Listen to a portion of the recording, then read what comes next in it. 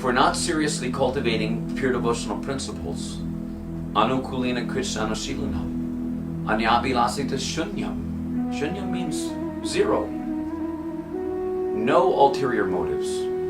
Not for name, not for fame, not for making money, or keeping our grihasta, or these days, any kind of ashram together,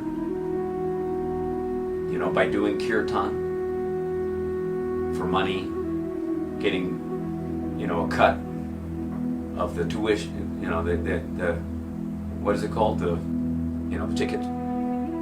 Shuddha Bhakti. It's hardly a semblance. It's a offended name, actually.